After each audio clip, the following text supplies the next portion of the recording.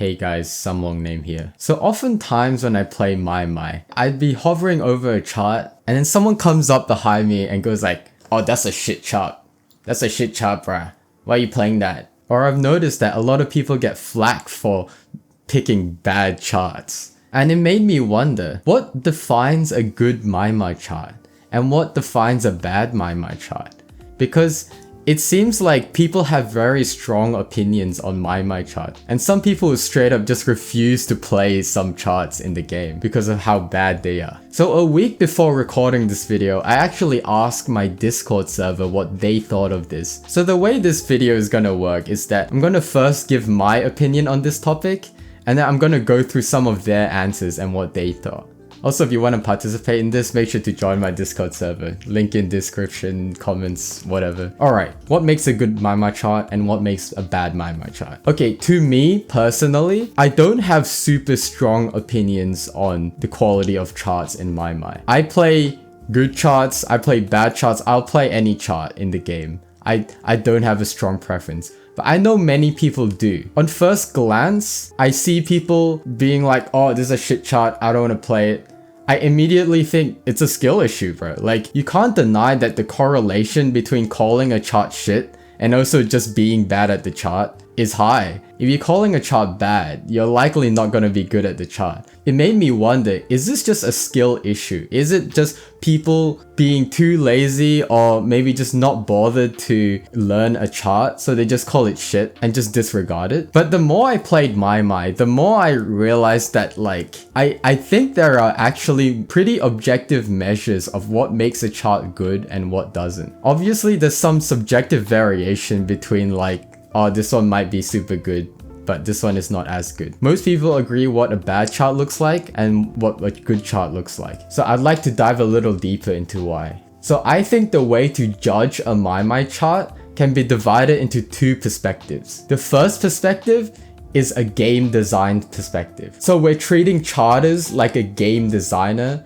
trying to design, for example, like a level in a game, if we're going like a platformer. A chart designer would be instead a level developer, and they have to stick to game design philosophies and rules to make a good level. And I think Maimai charts are almost exactly the same in that way. And the second perspective you can take is an artistic perspective. Judging a chart based on its artistic merits. Is it aesthetically pleasing? Is it creative? Alright, let's start with the game design perspective. Because I think from this perspective, a chart can be analyzed pretty objectively according to game design philosophies. So in Maimai, I would argue there are three main game design philosophies that a chart has to follow in order to be a good chart. Number one is flow.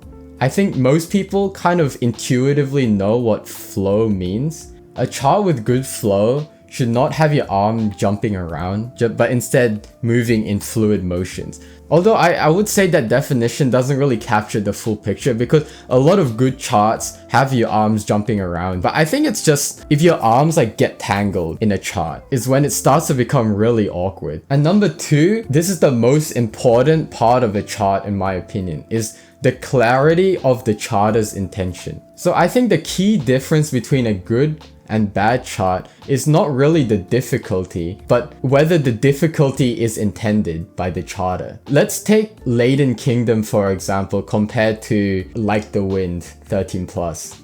Screw that chart, oh my god. Latent Kingdom, if you look at the chart, it's very clear what the charter wants you to do. And what the charter wants you to do is very technical and challenging. But the pattern makes it very clear that's what the charter wants. However, if you look at Like the Wind, the difficulty doesn't really seem intentional. And that brings me to my third point, which is that the chart needs to show that the charter has a clear understanding of the game mechanics. The reason why Like the Wind feels so awkward is that it breaks all of the three rules, right? There's no flow, so your arms get tangled. And the intention of the chart is not clear because the charter doesn't have a clear understanding of game mechanics. So what I mean by that is that when you're playing Like the Wind, the hardest part of the chart is that it's very easy to splash notes while you're doing the patterns. I would argue that in Maimai, splashing is usually not an intended part of the difficulty. You can kind of tell because in old charts, back when people didn't really know how to chart, it's so easy to splash so many of the patterns. But in newer charts, they actually mitigate splashing from happening sometimes by having deluxe notes where it's close to a slider. Now, of course, splashing can be part of the difficulty intentionally, but I'm saying in charts like the Wind, it's definitely not intentional. Hey guys, some long name from the future here. So I realized that it's kind of vague when I try to explain the charts without actually looking at them. I just have a bunch of examples here and I'm just gonna go through them just to clarify what I mean by splashing and bad charts. So here we have Like the Wind. This is the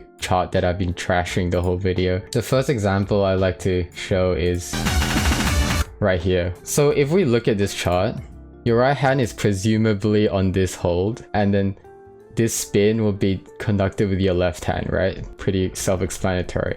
So when your left hand reaches here, your left hand will be here and your right hand will be here. But when you slide this slider, it's very ambiguous what hand you use because of the fact that these two notes coming up over here and over here are very awkwardly placed. So I think the difficulty spike in this pattern is unintentional, or at least it's created through very janky flow. It's definitely not fun to play and doesn't utilize the mechanics of Maimai well. The difficulty is instead created by just how awkwardly placed the notes are. Just to recap, your left hand is here and your right hand is here. Let's say you slide with your left hand. You would have to twist your body to hit this with your right hand, and then this with your right hand. And that's very awkward. And you have to make sure your right hand doesn't hit your left hand as it's sliding the slide, because it's technically in the way, right? When you're sliding it, it's like in the way to get to that other note with your right hand. Let's say you slide this with your right hand instead. You would then have to hit this with your left hand while you're sliding that. You have to tap here and then kind of do one of these. It kind of feels like both options are very awkward. This is what I mean by bad flow and unclear intentions from the charter. Let's just see the pattern in action.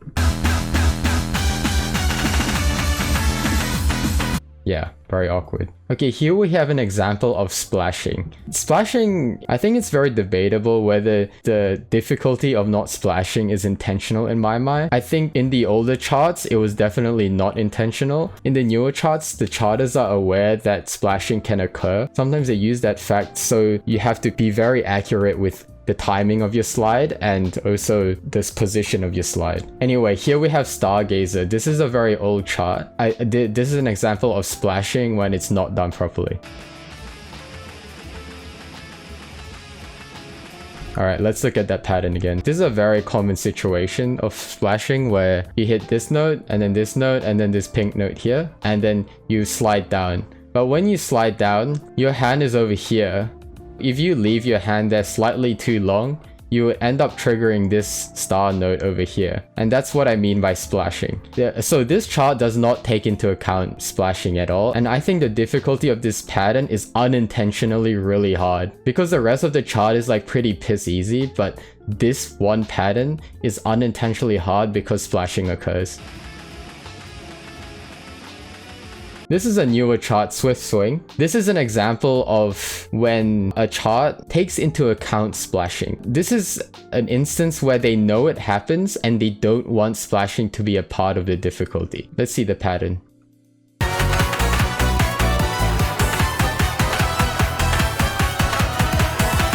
Alright, what's happening here is very similar to Stargazer. You slide this slide, your hand will end up here after sliding it. But then, if this note wasn't an EX note or a protected note, you would accidentally trigger this star and it would end up triggering as a good. But here, since they took that into account, they don't want that to be part of the difficulty. So they made this an EX note. So even if you accidentally triggered this star note, it would still count as a perfect. So this is an example of a charter who has clearly playtested and clearly understood splashing will occur in this pattern, and they mitigated it with the EX node.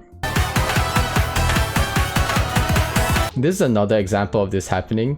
This is Connect Remaster. Unfortunately, it's not in the game anymore. Here it's like just the yellow notes. If you're not sure what's happening, when you slide this yellow slide, if you are not fast enough, then you might accidentally trigger these yellow stars over here. Once again, the charter didn't want that to be part of the difficulty. They didn't want such a strict timing of the slides, so they just made these EX notes. So if you accidentally trigger them, you'll be fine. Alright, one more example.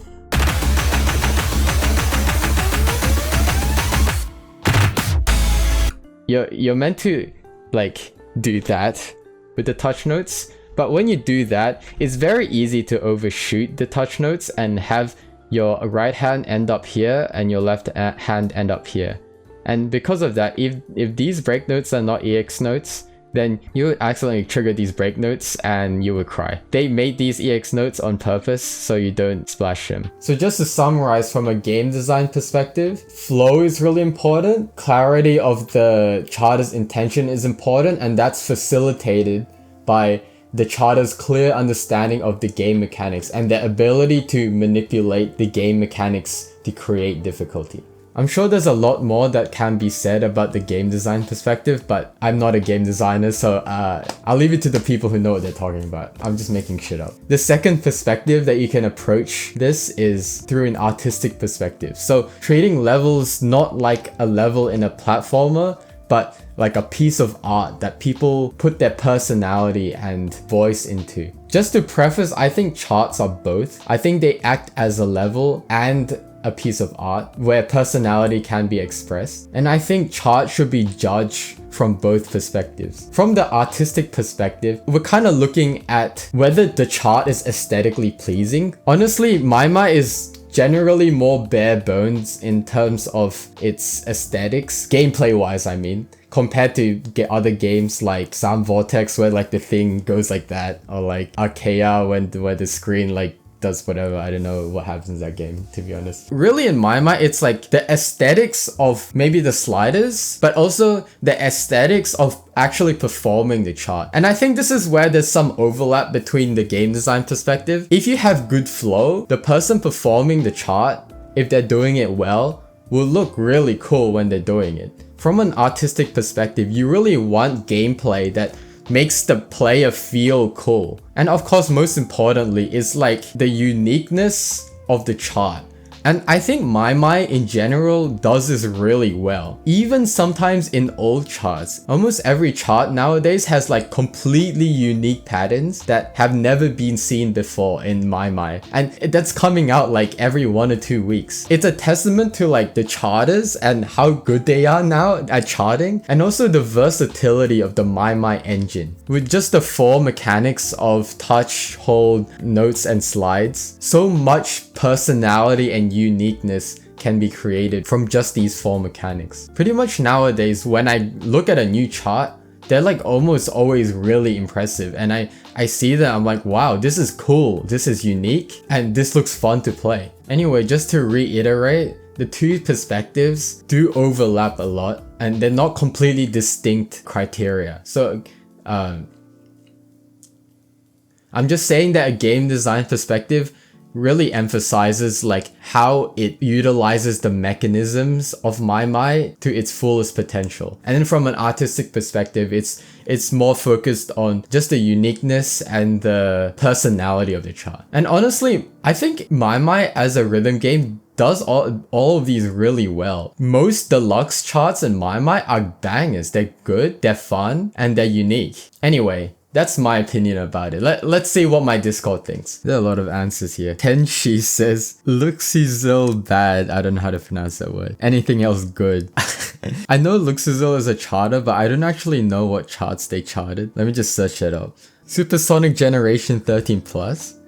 That's a really normal 13 plus, I think.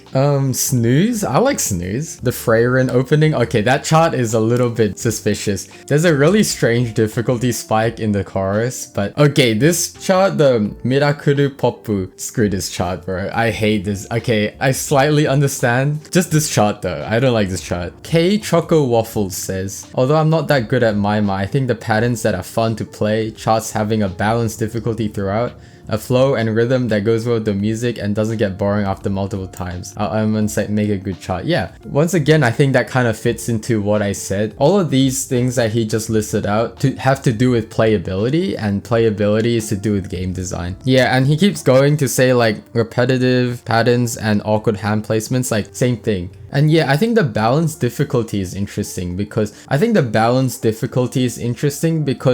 good indicator of when it's a bad chart is when there's really weird difficulty spikes, because it kind of indicates that the charter might not have intended for these difficulty spikes, but they just kind of happened. Or if they did intend for it, it's not good. You generally want like a consistently difficult chart. Just Riley says, in my opinion, it has to be a chart that tickles a little part of my brain, releasing that sweet dopamine. Alright, fair enough. They really like Ouroboros, Laden Kingdom, and Solids. I mean, bro, I like those charts too. They're bangers. I love Pain. How did you know? I mean, there's a difference between hard charts and bad charts. A chart can be really hard and painful, but also a really cool chart. Daisuke says, Southern Cross Remaster is annoyingly boring.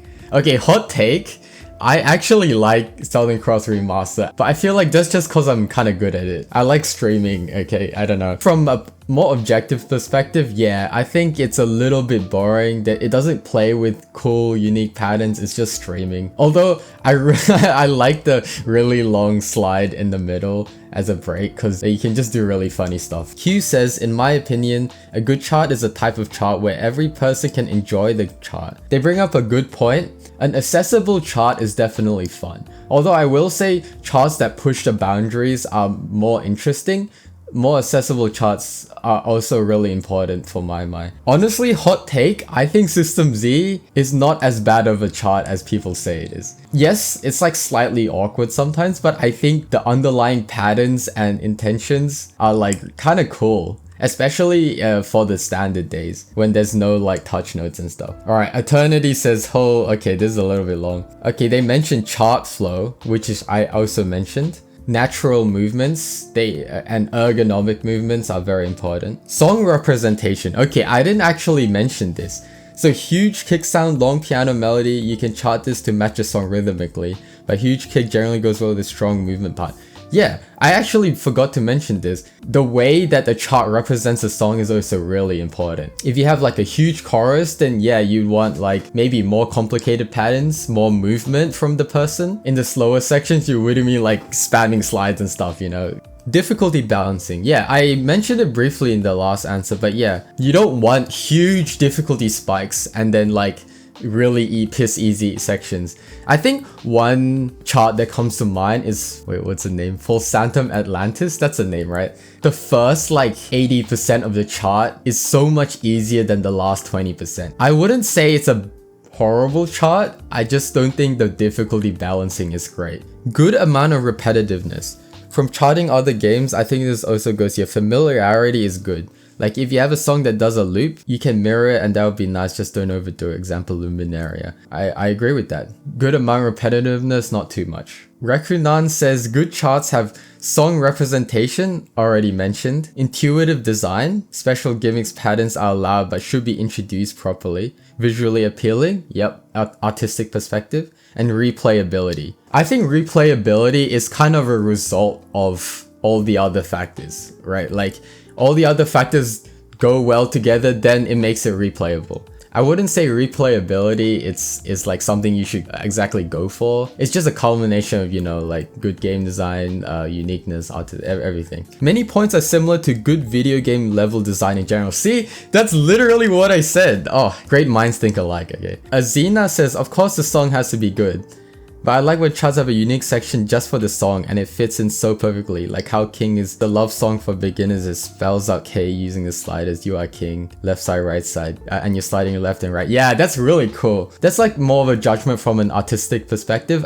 Yeah, that's really cool when they represent the song in such a way where King is a K and like left side, right side, your hand goes. There's like so many examples of that in my mind. Like there's that one song where you like do the dance of the video. I don't remember which song, but the chart makes you do the dance. It's so cool. Oh, if you remember the chart USA by the... Oh my god, good times. I think new gens wouldn't know anymore, but USA used to be in deluxe or something and it got removed. But that's what I mean, yeah. the chart and copy the dance steps of the actual song. Yeah, I love it when they do that. Jordan is uhhhh. Good is something you want to play over and over again. Yeah, once again, that's a culmination of just generally good charting. Infinite Energy Overdose has horrible charting. I think they're talking about the expert here. I've never actually played the expert. Hako says, number 1, charts fits the song style. Yep, so a good representation of song. Chart is unique in a good way. As I already mentioned, uniqueness is really important. And I think Maimai once again does a really good job of that. Your hands don't feel stuck while hitting the patterns. Awkward placements of notes, like I mentioned. And that kind of goes into the game design perspective. Blueberry says Jackie remix expert master remaster bad chart. I think this is kind of an example of a skill issue a little bit. I think the chart in Jackie actually represents the song pretty well. Yes, there are some really awkward patterns, but I think the awkwardness is intentional in that chart. And they're definitely hard to learn though. Raw Cho Ramu says, not overchart like Akiri, Swastichart remaster. I don't think they're overcharted. Maybe Swastichart, everyone hates that chart, but like I feel like that's just because they're speed gated. Jules says Love's theme of Badass master good chart. Okay, I think Love's theme of Badass is very unique in the sense that it's not a very inspired chart, but at the same time it represents the music really well. So it's one of those charts where it's really high on one end where it's like it represents the music really well, but then it's also like a boring ass chart.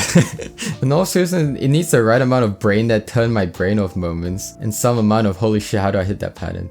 I mean, fair enough, but I would argue that Maimai charts probably shouldn't let you turn your brain off, but I get what he's saying. And Astolfo says technical chart 100. Incredible. Alright, hopefully you got something out of this. Sorry I didn't have 2 videos last week. I have a test coming up, so wish me luck. See ya.